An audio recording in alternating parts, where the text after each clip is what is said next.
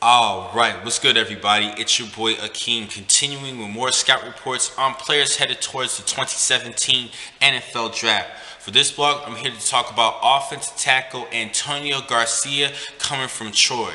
Now, he's hailing from Atlanta, Georgia, and he is actually one of the top prospects that Troy had in quite some time. The last big prospect that they did have was Leotis McKelvin back in 2008. They did have Osi Manura and DeMarcus Ware, but the latest one was Leotis McKelvin. And Garcia is actually one of the top prospects coming from Troy past couple for that much of a time. Now, he actually was a two-time Sun Belt team all honoree, as well as he was invited for the Senior Bowl week. He had a couple of great practices at that, so that's why I actually started looking more into him, and I actually did receive questions about him to do a scout report. Now, let's talk about his strengths and weaknesses. He does sport a prototypical build at 6'6", 302 pounds. That's actually the great size that you want.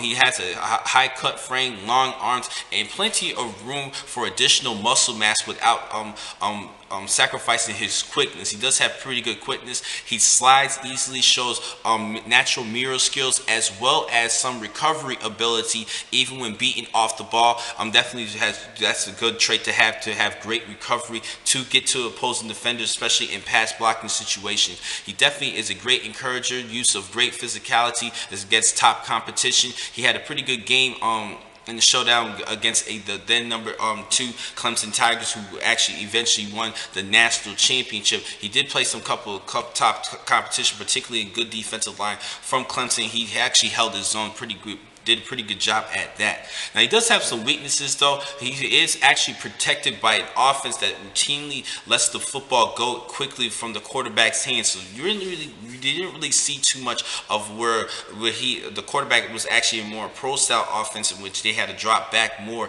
to give the offensive line the ability to block, which is a concern for a lot of people. Now, he actually can get lazy sometimes with his footwork, and he lunges sometimes rather than mirroring opponents, which is not a good thing. If he just needs to shadow them, just mirror them a little bit better. He does have great ability with that, but he can sometimes get lazy and lunge towards him, which is not a good thing. If he lunges towards him, that gives the opposing defender the ability to swat him away. Now, another thing that he does need to work on, he's highly inconsistent in his hand placement, which I have noticed. Shooting them low sometimes and leaving himself vulnerable for swim moves, especially when you're doing it with a more experienced defensive lineman. That defensive end who has many techniques, like J.J. Watt, needs to have a good job with that hand placement just to put himself in better position.